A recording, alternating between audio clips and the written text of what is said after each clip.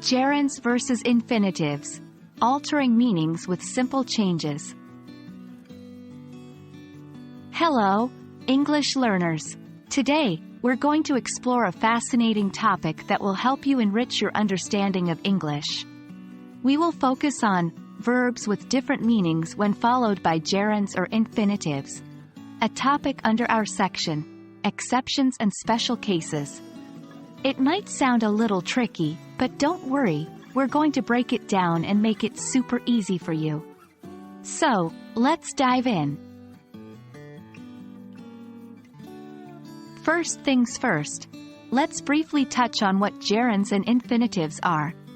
Gerunds are verb forms ending in ing and function as nouns in sentences. They can be subjects, objects, or complements. For instance, swimming is fun. On the other hand, infinitives are the to plus verb form, such as to swim. They can function in various roles, including subjects, objects, or modifiers. For example, to swim is the goal. Now, let's move on to our main topic. Certain verbs in English change their meanings depending on whether they're followed by a gerund or an infinitive. Sounds interesting, right? Let's explore some examples. Stop. When followed by a gerund, stop means to end an action that is already happening. Example, I stopped reading the book. I was reading the book, and then I stopped.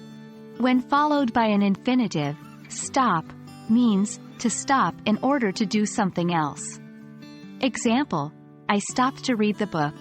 I stopped what I was doing in order to read the book. Try, when followed by a gerund, try implies experimentation or testing something out. Example, I tried running in the mornings. I experimented with running in the mornings to see how it would go. When followed by an infinitive, try means to make an effort.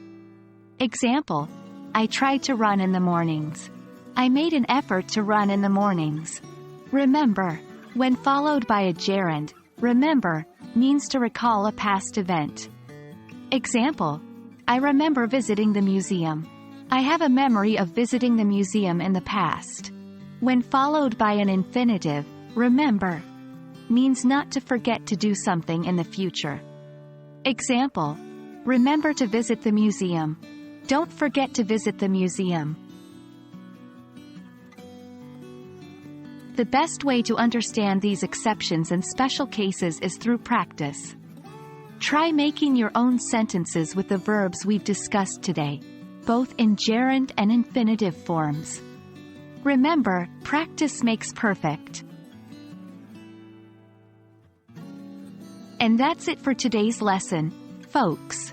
I hope you now have a better understanding of how certain verbs can change their meaning depending on whether they're followed by a gerund or an infinitive.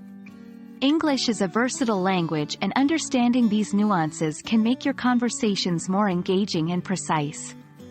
As always, happy learning, and see you in the next video.